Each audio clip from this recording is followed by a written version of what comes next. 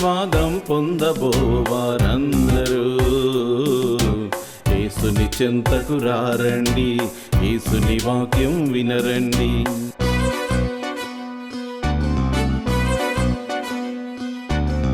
ఆశీర్వాదం పొందబోవారందరూ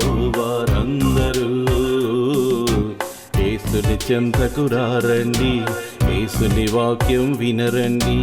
యేసే నీ రక్షకుడు, యేసే మన రక్షకుడు, యేసే లోక రక్షకుడు అని గ్రహించి నడవండి, మేలులు పొందండి. ఆశీర్వాదం పొందబోవారందరూ యేసుని చెంతకు రారండి, యేసుని వాక్యం వినరండి.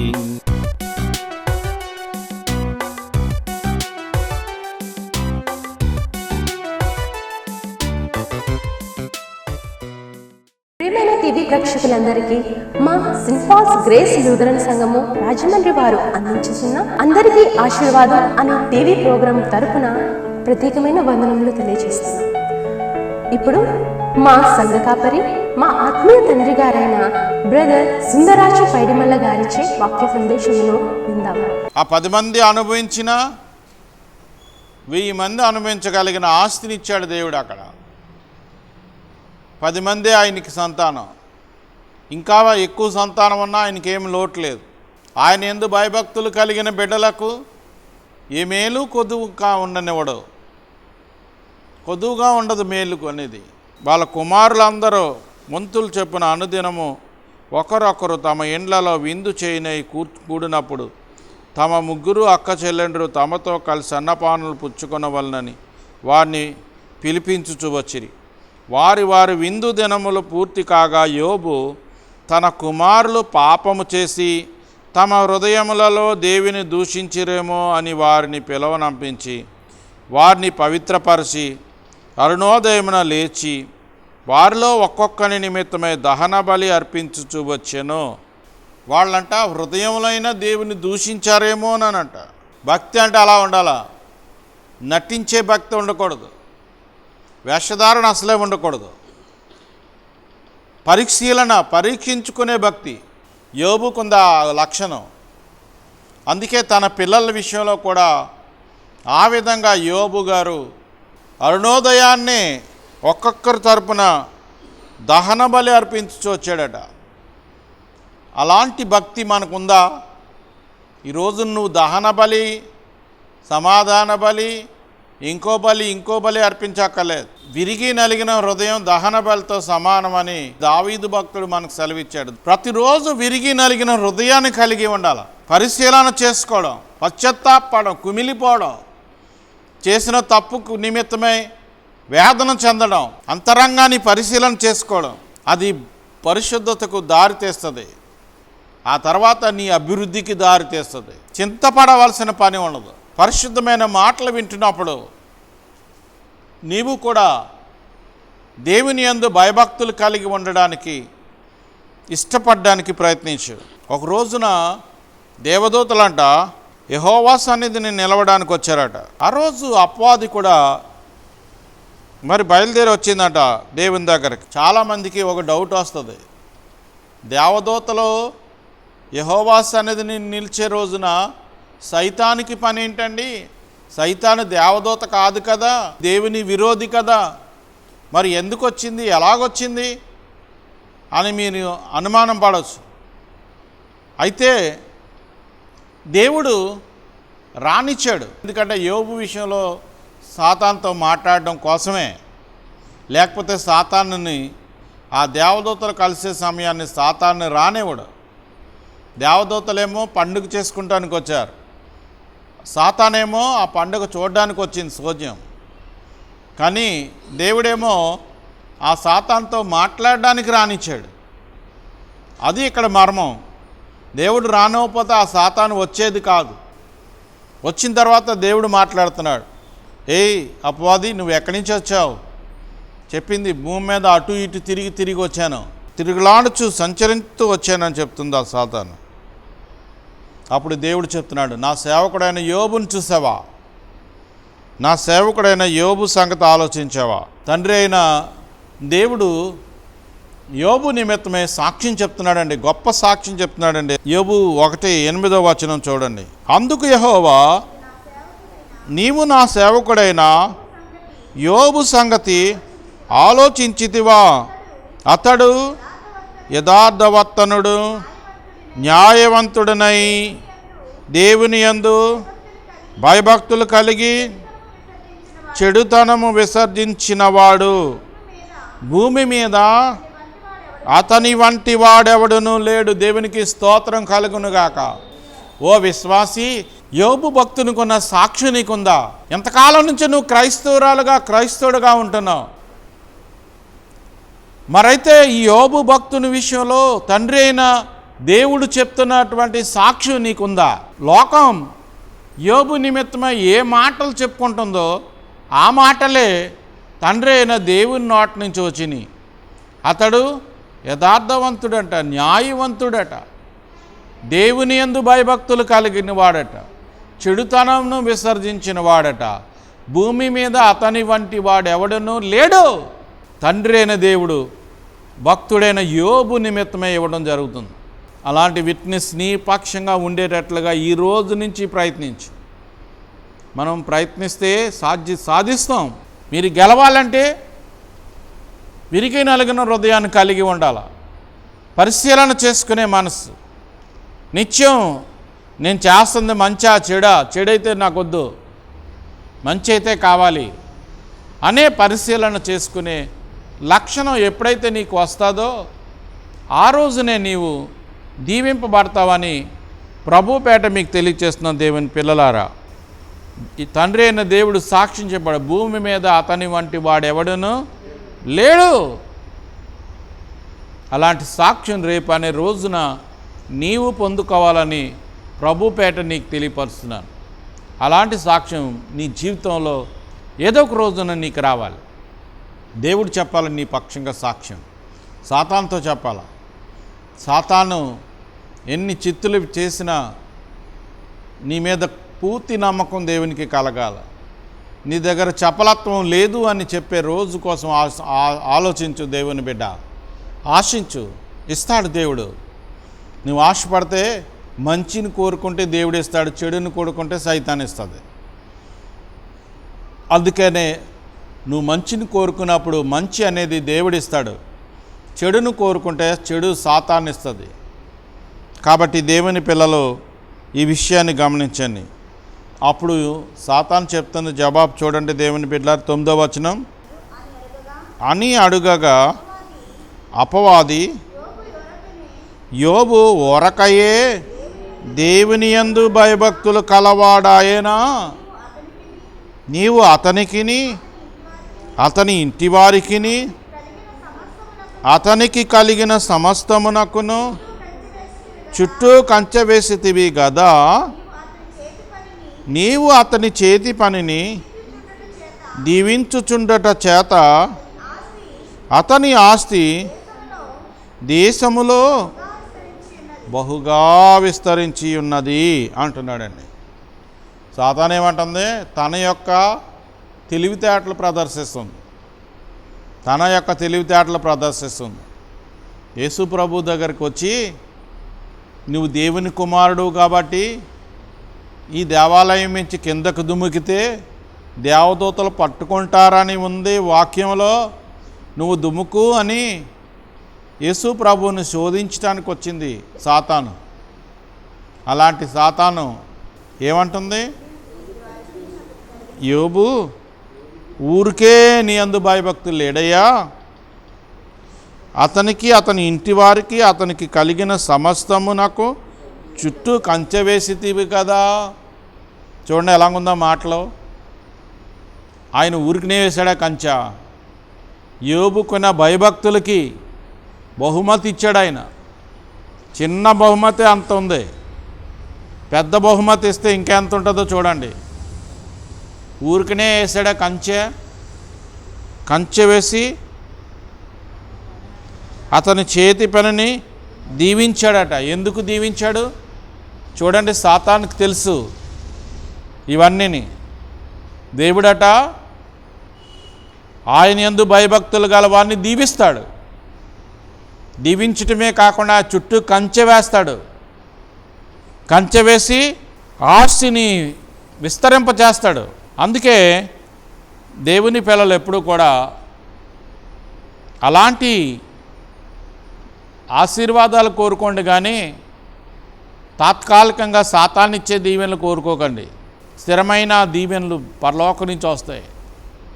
అదే మనలను ఉన్నతమైన స్థితిలో పెడుతుంది. ఈ లోక సంబంధించిన మాలిన్యాల మీద దృష్టి పెట్టకండి, ప్రార్థించండి. ఆశ్చర్యమైన అద్భుతాలు దేవుడు మనకు చేయడానికి సిద్ధంగా ఉన్నాడు. అనేకమైన సందర్భాలు వింటున్నాం. ఒక భక్తుడు ప్రార్థన చేస్తూ తన వసతి గృహంలో ఉన్న పిల్లలకి ఏమి ఇంట్లో పెట్టడానికి ఏమీ లేదట. ఏమీ లేకపోతే అలాంటి పరిస్థితి ఉన్నప్పుడు అతడు డిక్లేర్ చేశాడట, మీకు మధ్యాహ్నం ఖరీదైన భోజనంతో మీకు కడుపు నింపడానికి దేవుడు సిద్ధంగా ఉన్నాడని చెప్పి గదిలోకి వెళ్ళి మోకాళ్ళ మీద ప్రార్థన చేశాడట. ఆయన ప్రార్థన చేసేటప్పటికి మధ్యాహ్నం భోజనం వేళ పంచభక్ష పరమాన్నాలు ఖరీదైన విందు ఆ పిల్లలకి వచ్చేసిందంట. ఎలా వచ్చిందంటే ఆ ప్రాంతంలో ఒక మంత్రి గారు పర్యటన జరగడానికి విందు కార్యక్రమాలు అన్నీ కూడా ఏర్పాటు చేశారట. మంత్రి గారు వస్తున్నారు అని ఆ మంత్రి గారు మంది మాగ్బలం అందరికీ కూడా భోజనాలు సిద్ధపరిచారు. అనుకోకుండా ఆ మంత్రి గారి పర్యటన క్యాన్సిల్ అయిందంట. క్యాన్సిల్ అయ్యేటప్పటికి ఈ భోజనం ఏం చేయాలో వాళ్ళకి అర్థం కాలేదట. ఈ భోజనం వేస్ట్ కాకుండా అనాథ పిల్లల ఆశ్రమం ఉంది, ఆ ఆశ్రమానికి పట్టుకెళ్ళిస్తే మంచిదని వాళ్ళకి ఆలోచన వచ్చిందంట. అంటే ఈ భక్తుడు ఆ గదిలో చేసే ప్రార్థన వాళ్ళ హృదయంలో మంట పుట్టించింది. ఆ భోజనం పట్టుకొచ్చి ఈ హాస్టల్ వాళ్ళకి ఇచ్చేలా చేసింది. అదే ఈ హాస్టల్లో వండి పెట్టితే ఆ భోజనం పెట్టలేకపోయేవారు వీళ్ళు. ఏదో తగు మాత్రం ఆహారం అందించేవారు. మరి ఈ ప్రార్థన బలం, ప్రేయర్ పవర్ దేవుని యందు భయభక్తులు కలిగిన వారికి ఏ మేలు కొదువై ఉండదని సెలవిచ్చినట్లుగా మంత్రి గారి భోజనం పిల్లలకి కడుపు నింపడానికి వచ్చింది. ఖరీదైనటువంటి భోజనం. నా ప్రియమైన దేవుని బిడ్డలారా, ఆ భక్తుని యొక్క ప్రార్థనే అక్కడ అద్భుతం చేసింది. అలాగా యోబు పట్ల దేవుడు ఊరికనే చేయలేదు. యోబు దేవుని పట్ల చూపించిన భయభక్తులు. ఈ మాటలు వింటున్నప్పుడు మీలో కూడా ఆత్మీయమైన ఆలోచనలు పుట్టాలి. యేసయ్యా, నేనెందుకు యోబు భక్తుల్లాగా నీ ఏళ్ళ భయభక్తులుగా ఉండలేకపోతున్నాను? ఈరోజు నుంచి ఉంటాను ప్రభువా, భక్తిగా ఉంటాను తండ్రి. నేను ఈ లోకంలో నా మాలిన్యాల మీద విజయం సాధిస్తాను ప్రభువా.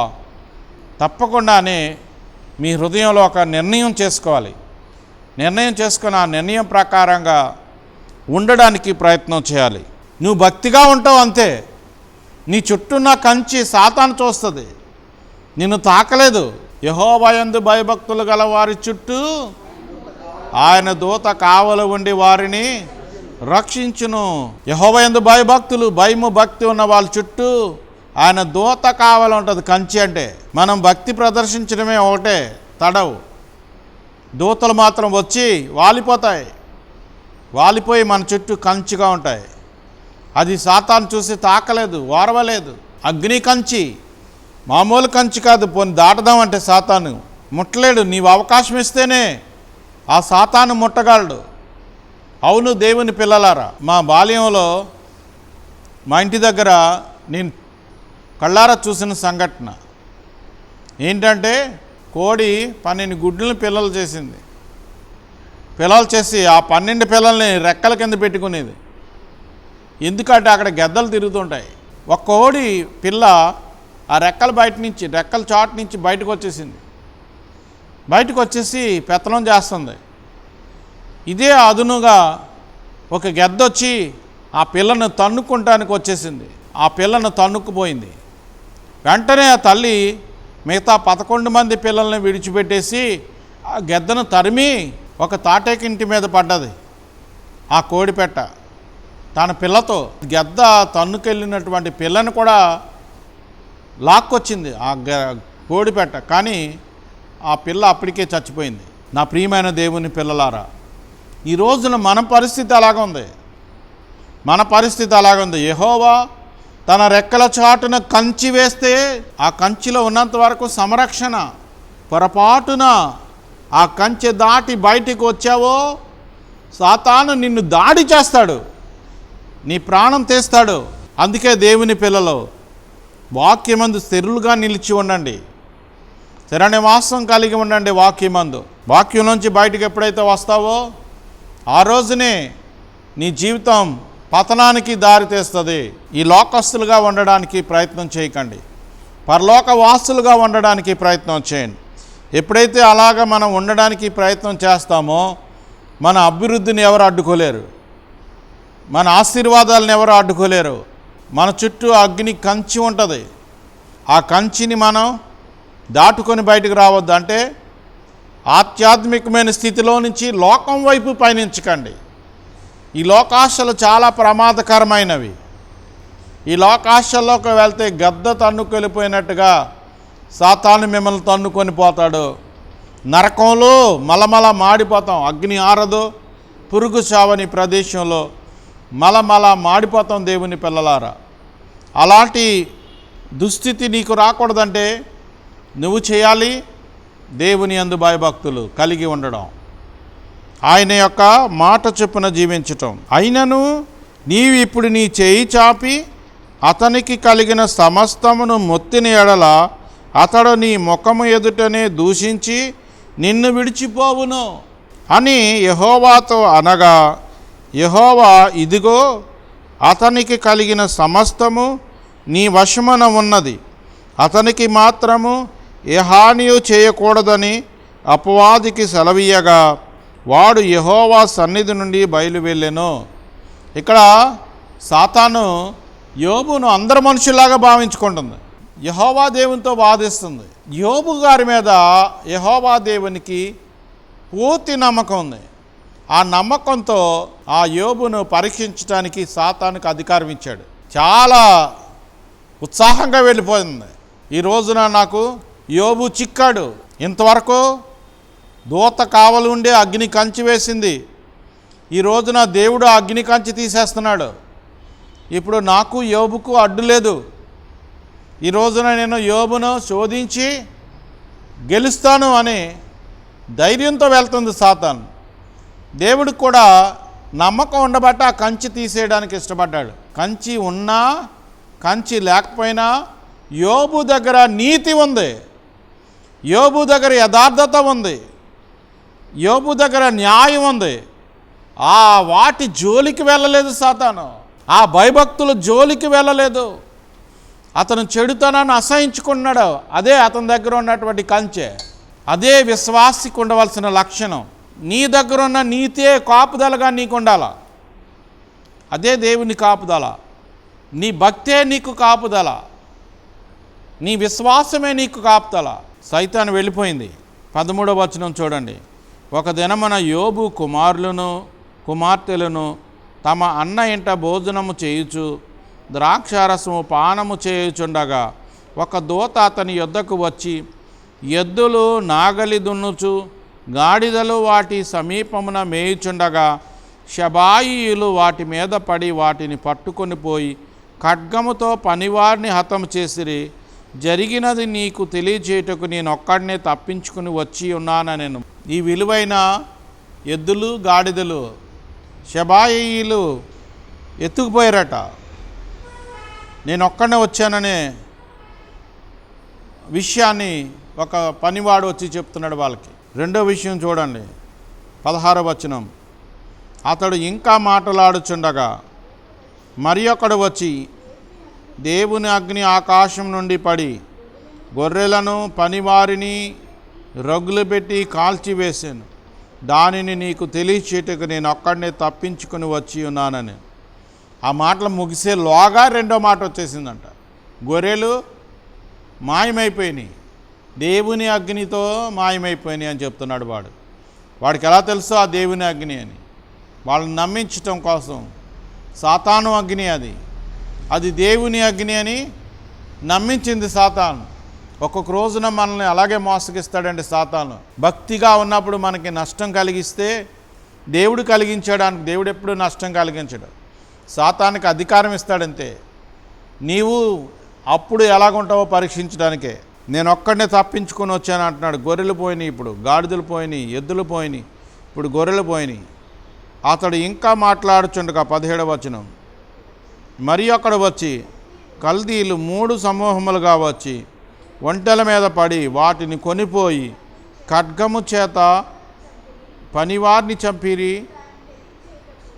చూడండి, ఇప్పుడు ఇంకొక పనివాడు తప్పించుకొని వచ్చానని చెప్తున్నాడు. కల్దీలు వచ్చి ఒంటెలను ఎత్తుకుపోయారు. గాడిదలు పోయినాయి, ఎద్దులు పోయినాయి, గొర్రెలు పోయినాయి, ఇప్పుడు ఒంటెలు కూడా పోయినాయి. వాళ్ళ ఆస్తి అది. ఇంకొకడు వచ్చి యోబుతో చెప్తున్నాడు. అతడు మాట్లాడుచుండగా వేరొకడు వచ్చి నీ కుమారులను నీ కుమార్తెలను తమ ఇంట భోజనము చేయుచు ద్రాక్షారసము పానము చేయుచుండగా గొప్ప సుడిగాలి అరణ్య మార్గముగా వచ్చి ఆ ఇంటి 4 మూలలను కొట్టగా అది యవ్వనుల మీద పడినందున వారు చనిపోయిరి. దానిని నీకు తెలియచేయుటకు నేనొక్కడనే తప్పించుకొని వచ్చి ఉన్నానెను. ఆస్తి అంతా పోయింది. ఆఖరికి తన కన్న పిల్లలు చనిపోయారు. సుడిగాలి 4 మూలలో వచ్చేసి వారి అన్న ఇంట భోజనం చేస్తున్న నీ పిల్లలందరినీ చంపేసింది, పడగొట్టి చంపేసిందని ఆ వార్త చెప్పడానికి నేను ఒక్కడిని వచ్చానని అన్ని దుర్వార్తలు ఒకేసాటిద్దాం.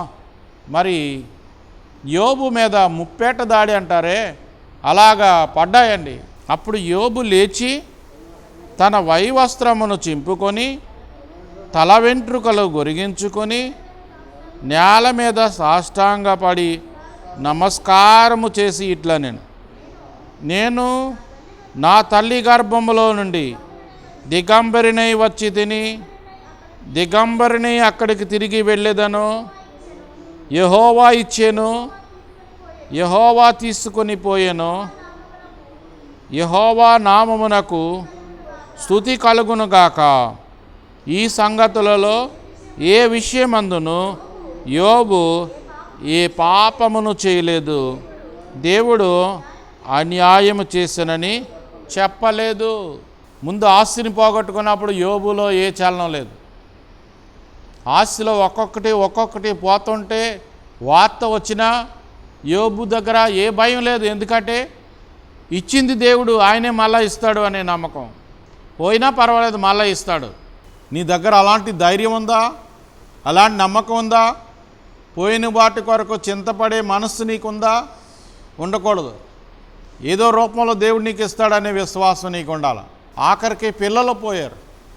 పిల్లలు పోతే చాలామంది ఏమనుకుంటారు, నా సమస్తం పోయింది, ఇంక నేనెందుకు బతకాలి అనే మాట వాడుతూ ఉంటారు. కోనసీమ ఉప్పెన వచ్చినప్పుడు మరి ఒక ఆయన తన పిల్లలు గజ్జీతగాడు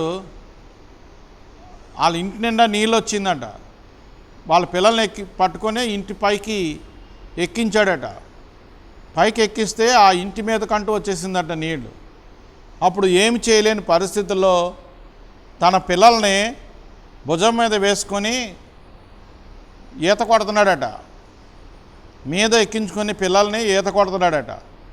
కొంత దూరం వెళ్ళే సమయానికి ఈదలేక ఏడుస్తూ ఒక పిల్లవాడిని, నాయనా నేనేం చేయలేకపోతున్నానురా, మీ తమ్ముడినైనా బ్రతికిస్తానని పెద్ద పిల్లని వదిలేశాడట. ఇంకా కొంచెం దూరం వెళ్ళాక ఇంకా ఏం చేయలేక ఆ రెండో పిల్లవాడిని కూడా వదిలేశాడట. ఆ నీటిలో వదిలేశాడట ఈదలేక. ఒక తాడి చెట్టు మీద అతను అలాగా కొట్టుకుపోయి ఉంటే రెస్క్యూ టీం వారు వచ్చి అతన్ని తీసుకొచ్చి బతికించారట. తీసుకొచ్చాక అతను గుండెలు బాదుకొని ఏడుస్తున్నాడు. ఎందుకు, నా భార్య పిల్లలు లేరు, నేను ఇంకెందుకు బతకాలని ఏడుస్తున్నాడట. ఎవరైనా అలాగే బాధపడతారు, కానీ యోబు అలాంటి వాడు కాదు. అతడు దేవుని మీద ఆధారపడేవాడు. ఇచ్చింది దేవుడు, ఆయన తీసుకుంటే నాకేంటి బాధ అనే ఆలోచనలో ఉన్నాడు. పై వస్త్రాలు చింపుకున్నాడు, తల వెంట్రుకలు గొరిగించుకున్నాడట, సాష్టాంగ పడ్డాడట. అంటే దీనత్వాన్ని కనపరుస్తున్నాడు.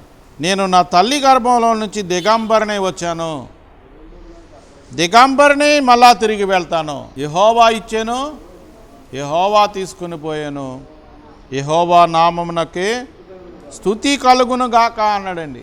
దేవుని దూషించలేదట, దేవునికి ఉన్న నమ్మకం వమ్ము చేయలేదు, విశ్వాసాన్ని కాపాడుకున్నాడు. పౌలు భక్తుడు చెప్పినట్టుగా పరుగు తొదముట్టిస్తున్నాడు, విశ్వాసాన్ని కాపాడుకుంటున్నాడు. నా ప్రియమైన దేవుని పిల్లలారా, మనం కూడా అలా విశ్వాసాన్ని కాపాడుకోవాలి. అలాంటి దీవెనకరమైనటువంటి జీవితానికి అలవాటు పడాలి. ఎప్పుడు అలాగా మనం వస్తామంటే కంప్లీట్గా దేవునిలోనికి వచ్చినప్పుడు, సంపూర్ణంగా దేవునిలోనికి వచ్చినప్పుడు ఏ చింత మనకు చింతగా ఉండదండి. సమస్తం కూడా దేవుని మీద ఆనుకుంటాం కాబట్టి ధైర్యంగా ఉంటాం. ఈ వాక్యం ద్వారా యోబు యొక్క జీవితాన్ని అవగాహన చేసుకొని యోబు ఏ విధమైన విశ్వాసాన్ని కనబరిచాడో అలాంటి విశ్వాసాన్ని మనం కూడా కనబరిచి విజయాలు సాధిద్దాం. అలాంటి నడిపింపు పరిశుద్ధాత్మ దేవుడు ఈ వాక్యం విన్న ప్రతి ఒక్కరికి దయచేయును గాక. ఆమీన్. ప్రార్థన చేసుకుందాం. ప్రార్థన. ప్రేమగల తండ్రి, పరిశుద్ధుడైన తండ్రి, పరమ తండ్రి, యేసు తండ్రి, నాన్నగారు, నీ కృపగల దయగల పవిత్ర నామానికి వెళ్ళలేని వందనాలు, స్తుతులు, స్తోత్రాలు చెల్లిస్తున్నాను బాబు. యేసయ్యా, గడిచిన వారం నుంచి ఈ వారం వరకు నీ రెక్కల చాటును మమ్మల్ని చల్లగా కాపాడి దీవించినందుకు వందనాలు, స్తోత్రాలు. ప్రభువా, ఈ రోజున మాకు ఇవ్వబడిన యోబు జీవితాన్ని మాలో ఫలింప చేయండి. అలాంటి భక్తి, అలాంటి ధైర్యం మాకు దయచేయండి, అలాంటి విశ్వాసం మాకు దయచేయండి. ఈ ప్రార్థనలో ఏకీభించిన వారు ఎవరైనా ఎలాంటి రోగంతో బాధపడుతున్నారో నజరేయుడిని యేసు నామమున స్వస్థత కలుగునుగాక. ఈ ప్రార్థనలో ఏకీభించిన బిడ్డలందరినీ ఆశీర్వదించమని నజరేయుడని యేసు నామమున ప్రార్థించి వేడుకుంటున్నాను పరమ తండ్రి. ఆమేన్. తండ్రి, కుమార, పరిశుద్ధాత్మ త్రియేక దేవుని దీవెన సదా పేరు పేరున మీ అందరికీ తోడైండును గాక. ఆమేన్. ఆమేన్. ఇప్పటి వరకు వినిన ఆధ్యాత్మిక సందేశం ఆశీర్వాదకరంగాను దీవెనకరంగాను ఉన్నదని మేము విశ్వసిస్తున్నాం. మీ ప్రార్థన అవసరతలు మాకు తెలియపరచగలరు. మా యొక్క చిరునామా brother Sundarraju Paidimalla, care of Shri Sebbeti Lazar గారు, treasurer, Saint Paul's Grace Lutheran church, Gorakshanpeta, Rajahmundry 533103. మా యొక్క ఫోన్ నంబర్లు 9848628658. మరి యొక్క నెంబరు 9908990978.